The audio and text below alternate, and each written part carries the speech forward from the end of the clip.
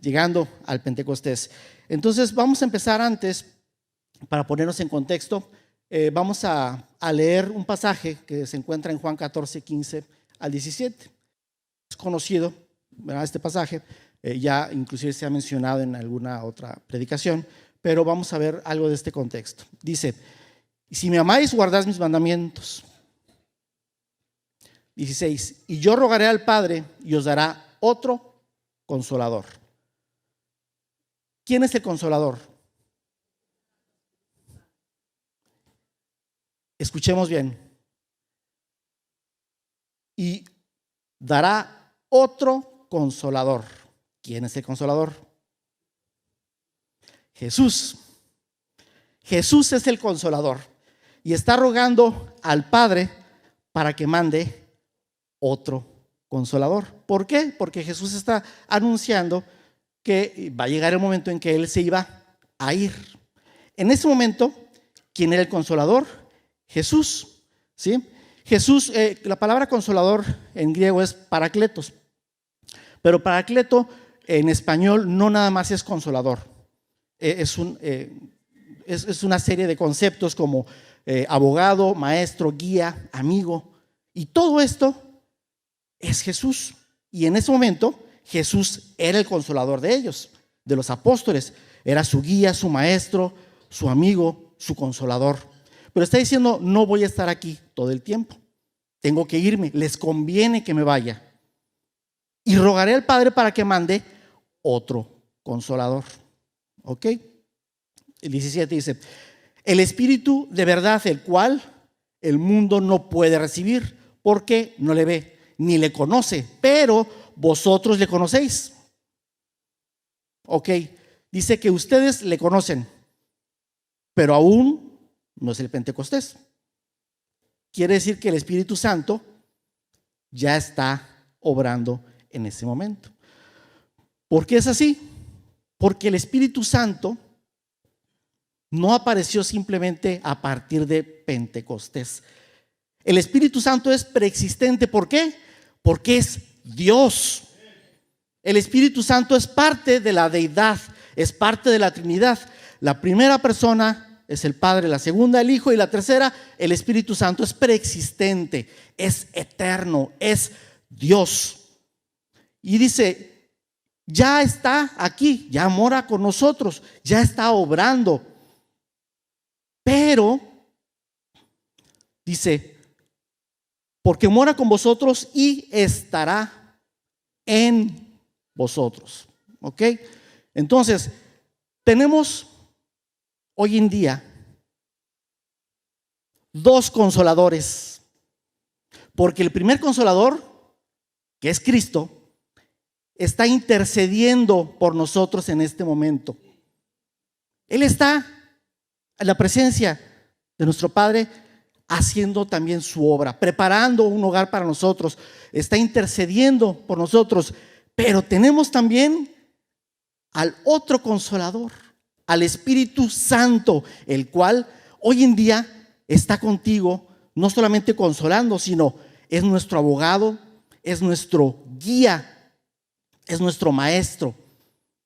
El privilegio de tener dos consoladores, pero el otro consolador es el que vive en ti y en mí. La tercera persona de la Trinidad, Dios mismo, hizo habitación en nosotros. Somos templo del Espíritu Santo, y eso no es poca cosa, no es como para tomarlo simplemente como: sí, soy templo. No, estamos hablando de la deidad de Cristo, de la deidad de Dios, de la Trinidad morando en nosotros. Jesucristo, cuando ascendió, les dijo: y yo estaré con ustedes hasta el fin del mundo. ¿Verdad? Y entonces, ¿cómo está con nosotros si Él ascendió? Precisamente porque el Espíritu Santo, que es Dios, está con nosotros hasta el fin del mundo. El Espíritu Santo, como hablaba, es parte de la Trinidad y por lo tanto tiene los mismos atributos que tiene Dios. Siempre pensamos que cuando hablamos de atributos y toda esta teología, pensamos que únicamente estábamos hablando del Padre. O no, el Espíritu Santo es omnipresente, omnisciente, es eterno, es creador. Él es Dios mismo y se manifestó en el Antiguo Testamento igual que en el Nuevo Testamento. En el Antiguo Testamento se menciona al Espíritu Santo, al Espíritu de Dios, alrededor de 80 veces. En el Nuevo Testamento se menciona más de 300 veces acerca del Espíritu Santo. ¿Por qué es esto? Bueno, porque el ministerio del Espíritu Santo en el Antiguo Testamento era diferente a lo que ahora está haciendo. Vemos que se menciona allá en Génesis 1:1, dice: y la tierra estaba desordenada y vacía, y la tierra estaba sobre la faz de las tinieblas estaban sobre la faz del abismo, y el Espíritu de Dios se movía sobre la faz de las aguas. Desde la creación es creador el Espíritu Santo. Otro de las funciones en el Antiguo Testamento del Espíritu Santo es que era dador de vida. Es dador de vida. Es el soplo que Dios sopló en Adán y Eva. Y dice Job 33:4: el Espíritu de Dios me hizo, y el soplo del Omnipotente me dio vida. Somos hechos y tenemos vida por Dios y por la participación del Espíritu Santo en esta obra majestuosa. Y una de las funciones más sobresalientes del Espíritu Santo en el Antiguo Testamento con relación a las personas era su unción, la unción de los siervos de Dios. Había 3 oficios muy importantes en el Antiguo Testamento, que era rey, sacerdote y profeta. Estos 3 oficios Jesucristo los cumplió y necesitaban una unción para entrar en funciones. Esta unción era a través de un aceite especial preparado que representaba la presencia del Espíritu Santo en los siervos de Dios que iban a efectuar una función específica. El rey era ungido. Recordemos, por ejemplo, el primer rey, Saúl. ¿Qué fue lo que le pasó a Saúl cuando desobedeció? Exactamente, el espíritu lo dejó y en su lugar entró un espíritu inmundo. Entonces el Espíritu Santo en el Antiguo Testamento con sus siervos llegaba sobre ellos y podía ser un momento, un tiempo permanente o limitado. En el caso de Saúl fue abandonado por el Espíritu de Dios. Y vemos que David fue ungido también por Samuel, pero cuando pecó, él rogó: no quites de mí tu Santo Espíritu, la unción que tú me has dado para yo poder servirte y relacionarme y tener amistad con Dios, ser tu siervo, no la quites de mí. Vemos también profetas como Eliseo. ¿Qué fue lo que pidió Eliseo a Elías? Doble porción del Espíritu. No era el Espíritu de Elías, era el Espíritu Santo que moraba en Elías, el que hacía los milagros, el que profetizaba, el que hablaba. Y Elías pidió doble: yo quiero doble. ¿Y qué fue lo que le dio Dios? El doble, se lo concedió. Doble unción, ¿para qué? Para servir a Dios, ¿verdad? Vemos Isaías, que dice, una profecía mesiánica: el Espíritu de Dios está sobre mí, que eso lo cumplió nuestro Señor Jesucristo. Pero también vemos jueces. ¿Qué fue lo que pasó con Sansón? Sansón llegó el momento en que el Espíritu lo dejó. La pregunta es: ¿acaso la fuerza de Sansón estaba en su cabellera? No, la cabellera era un símbolo porque él era apartado. Sí, había hecho un voto, nazariato. Pero su secreto no estaba en el pelo. el Espíritu de Dios que moraba en él. Y cuando lo abandonó, él se volvió tan débil como cualquier otro hombre. Y vemos, leyendo los pasajes con Sansón, que cuando llegaba el Espíritu de Dios, él combatía ejércitos, mató león. Y cuando lo abandonó el Espíritu, él se volvió esclavo. Y al último dijo: Señor, devuélveme otra vez tu espíritu. ¿Pero para qué? Dice: para vengar mis ojos, ni siquiera para glorificarte. Y Dios aún así se lo concedió, ¿verdad? Vemos Gedeón, que cuando llega el ángel de Jehová y le dice: varón fuerte y esforzado, y Gedeón dice: ¿de quién hablas? No creo que de mí. Pero vemos que llega el Espíritu también y se empodera, para lo cual él fue llamado. La unción del Espíritu Santo era muy importante en el Antiguo Testamento. Llegaba, se posaba, obraba en los hijos de Dios, en los siervos de Dios, pero también podía irse.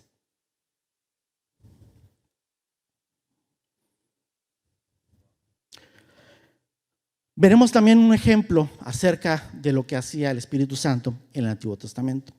Y nos vamos a ir a un pasaje que desgraciadamente no está en las pantallas, pero lo pueden leer posteriormente, que se encuentra en Números 11. El contexto de este pasaje, en Números 11, es casi todo el capítulo. El pueblo judío había sido rescatado de Egipto. Y el Señor en el desierto les dio un alimento que descendía del cielo. ¿Cómo se llamaba? Maná. Y el maná es un tipo de Cristo. Cristo, el pan que descendió del cielo. ¿Sí? El maná. Pero llegó el momento en que hicieron omelette de maná, papitas de maná, hotcakes de maná, cereal de maná.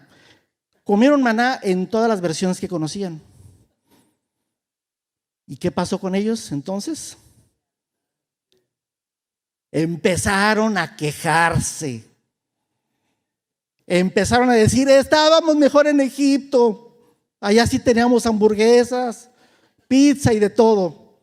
Y aquí solamente comemos el pan que descendió del cielo, el cuerpo de Cristo.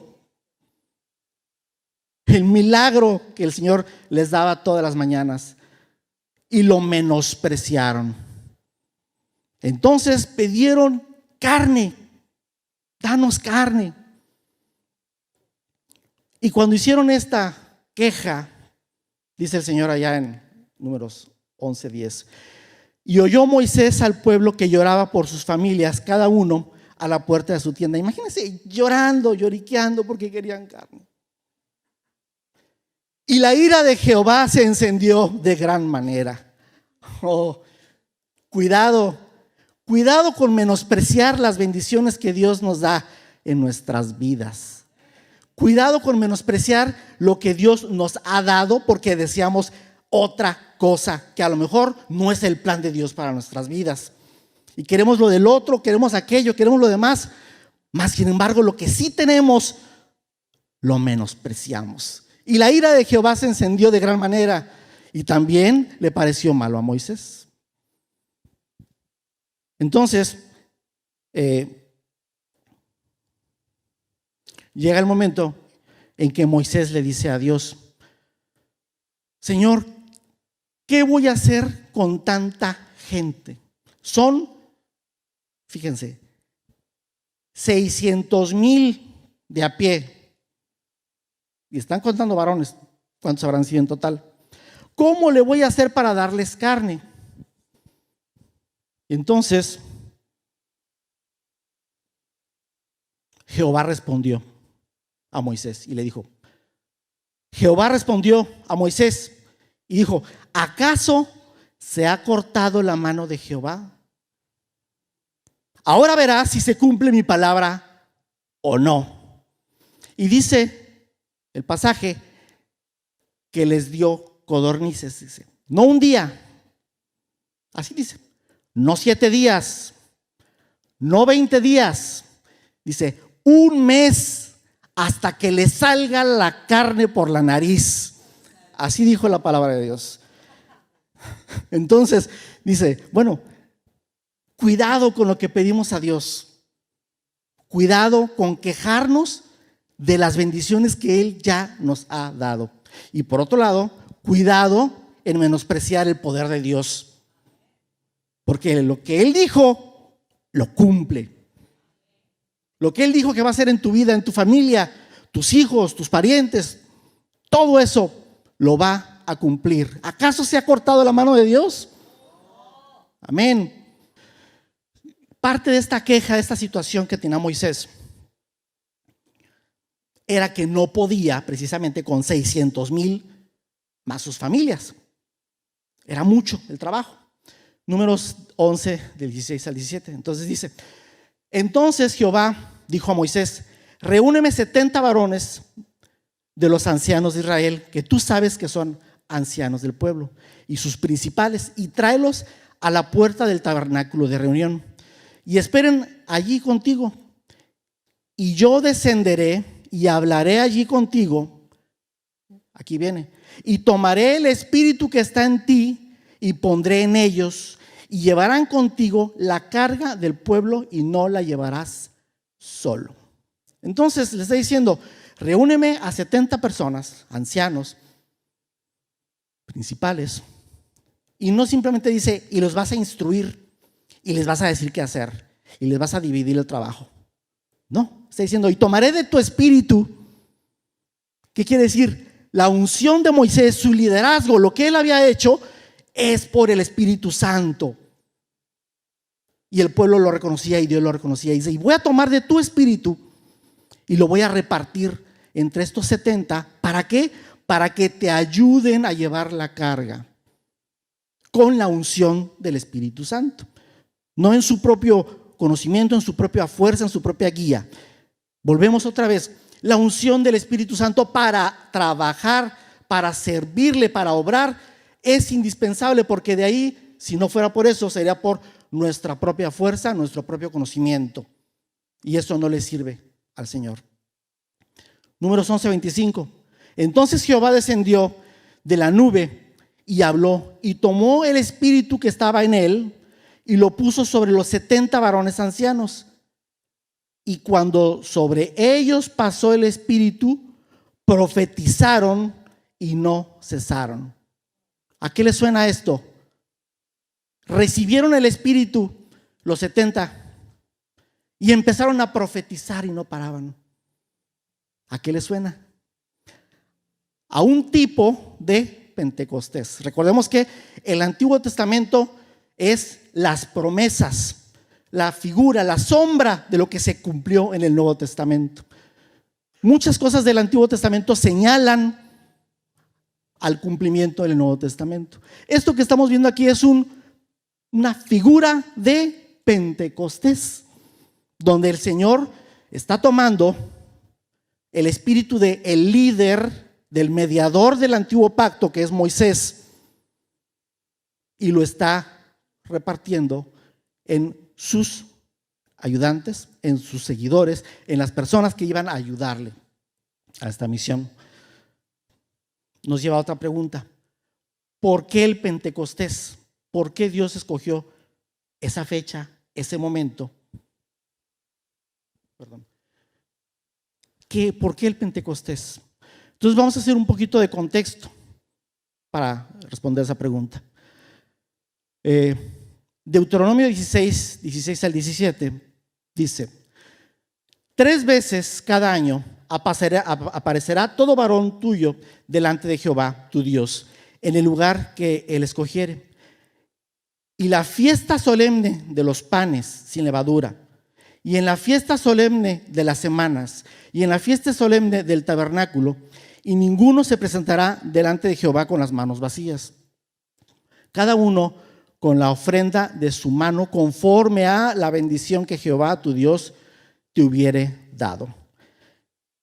El pueblo judío tenía 7 fiestas principales, pero de esas 7 fiestas principales, 3 de ellas era obligatorio de alguna forma, era una convocatoria anual, presentarse ante Jehová en el templo, en Jerusalén. Entonces, de esas 7 fiestas, 3 veces cada año tenían que presentarse. La primera fiesta, que es los panes y levadura, es la Pascua. La Pascua que conmemoraba el haber salido de Egipto. Recordemos que la primera Pascua fue cuando una noche antes el Señor les pidió que sacrificaran un cordero, pintaran los dinteles con sangre y el ángel de la muerte pasaría. Entonces esa es la primera Pascua. Al otro día salieron. Entonces se conmemora la Pascua a partir del siguiente día, ¿sí? Empezando el 12 de Nisan, y duraba 7 días esa fiesta, y era una convocatoria anual obligatoria. La segunda fiesta era la de los tabernáculos.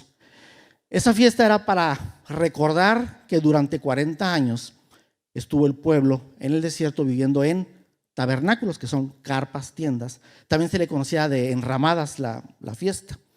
Y esta fiesta duraba 7 días. ¿Encuentran una relación con el 7 ahí? Y la tercera fiesta, Shavuot, es la fiesta de las semanas o de las cosechas o Pentecostés. En el tiempo de Jesucristo, recordemos que el griego se usa como idioma oficial en el Imperio Romano. Entonces, Pentecostés es la palabra griega de 50 o 50. Entonces, así se conocía, Pentecostés 50. ¿50 qué? Bueno, 50 días o 7 semanas, por eso es de las semanas. Este festejo era para conmemorar la cosecha, el inicio de la cosecha. Empezaba después de la Pascua y terminaba 50 días después. Entonces ese era el Pentecostés. Y cuando terminaba esto, era la reunión, tenían que venir de todas partes, de todas las naciones vecinas, los judíos, porque era una convocatoria anual, obligatoria. Entonces, ¿cuál es la importancia de esto? Cuando Moisés estuvo en el Sinaí recibiendo la ley del Señor, ¿recuerdan cuántos días estuvo? 40 días. ¿Cuántos días estuvo Jesucristo después de su resurrección? 40 días. ¿Cuántos días tardó el pueblo en salir de Egipto y llegar al Sinaí? Recuerden, esto fue antes de los 40 años, llegaron directo. 10 días. ¿Cuántos días tardó en llegar el Espíritu Santo después de que se fue Jesucristo?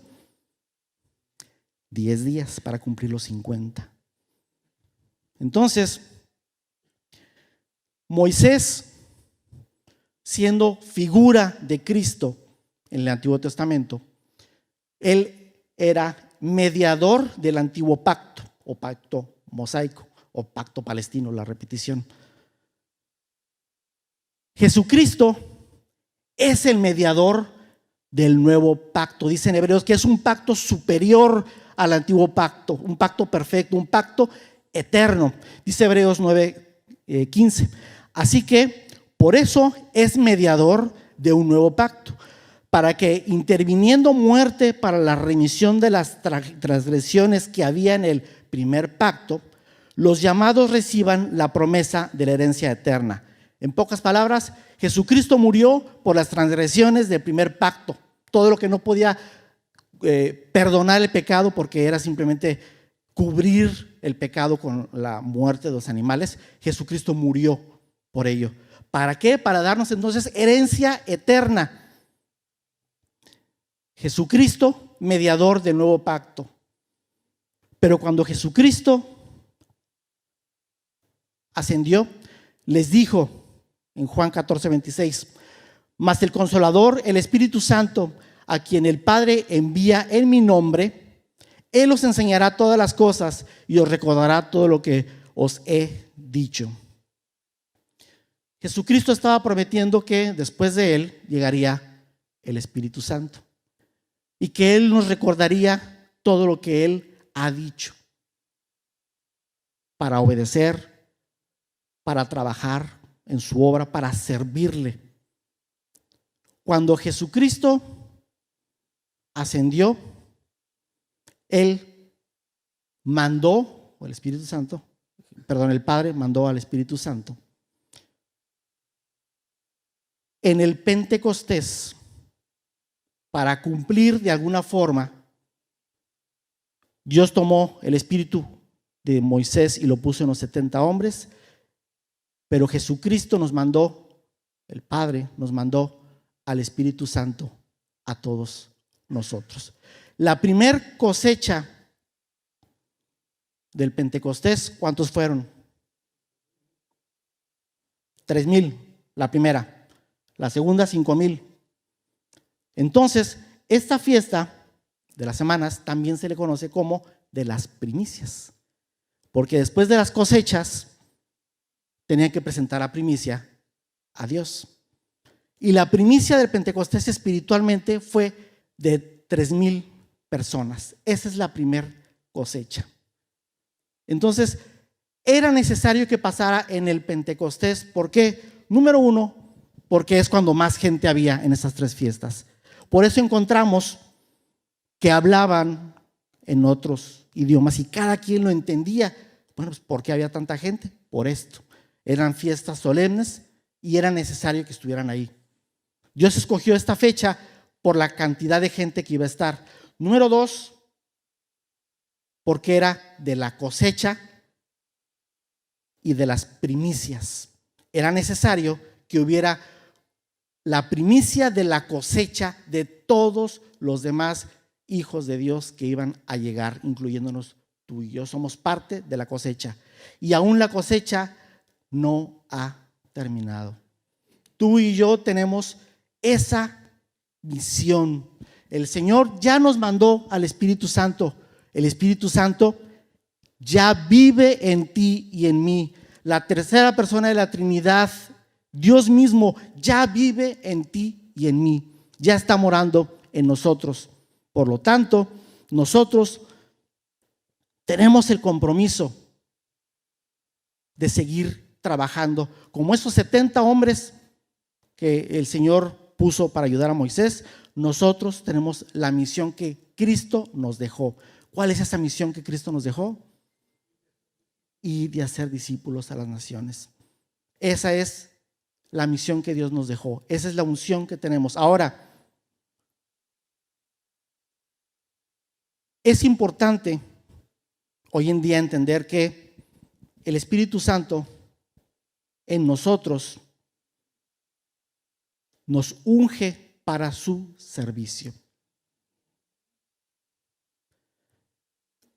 Los cantores, los músicos que están enfrente dirigiendo la alabanza, no podrían llegar más allá si el Espíritu Santo no estuviera ungiéndolos y usándolos para alabanza de su nombre. Cualquiera que se pare aquí enfrente o en los salones o en su hogar y enseñe la palabra de Dios, no podría hacerlo sin la unción de nuestro Señor, porque entonces sería puros labios, no pasaría nada. La unción de Dios es diferente a tener el Espíritu Santo en nosotros. Sí vive en nosotros y el Espíritu Santo está haciendo una obra en nosotros, nos está regenerando, nos está santificando, pero para servir a Dios ocupas la unción. Para poder honrar a Dios y poder ejercer los dones que Él nos ha dado, ocupamos su unción. Y la unción tiene un precio. Ese precio es, número uno, buscarlo, anhelarlo, vivir en santidad, porque sin la santidad nadie verá a Dios. Es necesario la santidad, es necesario no ser carnales, sino ser espirituales. Pedirle a Dios su santa unción. Es necesario. Segundo lugar, no criticar al que tiene la unción. Recuerden qué pasó con David y Saúl cuando Dios se lo puso en la cueva. Pudo haberlo matado, pero él dijo: no, yo no voy a hacer nada contra el ungido de Dios, aunque me esté correteando. Yo no voy a hacer nada contra el ungido de Dios. Y recordemos lo que le pasó a María, la hermana de Moisés, cuando lo criticó. Se llenó de lepra. Entonces, hay que reconocer y respetar la unción de Dios de diferentes maneras, de diferentes dones, en donde Dios nos ponga, reconocerlo y respetarlo, porque es Dios quien lo está usando, es Dios quien lo está ungiendo. Es la presencia de Dios que hay que respetar en los demás. Y por último,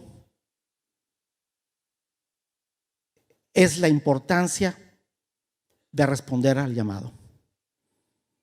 Si Dios te está llamando, nos está llamando a hacer determinadas tareas, determinadas áreas como parte de su cuerpo, a ejercer los diferentes dones que Él nos ha dado, recordemos que necesitamos, número uno, responder, como dijo Isaías: heme aquí.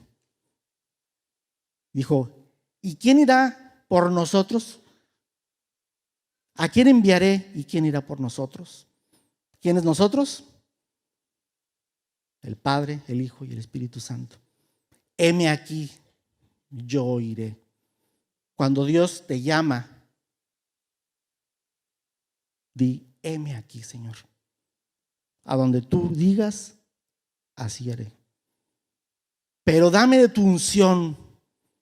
No me dejes hacerlo en mis fuerzas, porque entonces sería vano. Entonces, hermanos, es importante ahorita en camino hacia el Pentecostés recordar que el Espíritu Santo es eterno. En el Pentecostés llegó a morar, a vivir, a hacer residencia en nosotros, pero a ungir a sus siervos. Dijo allá el Señor en Hechos 1:8: y recibiréis poder. Esa es la diferencia. El Espíritu Santo sí está obrando, pero recibirás poder para hacer cosas mayores, para hacer aquello que el Señor nos ha llamado.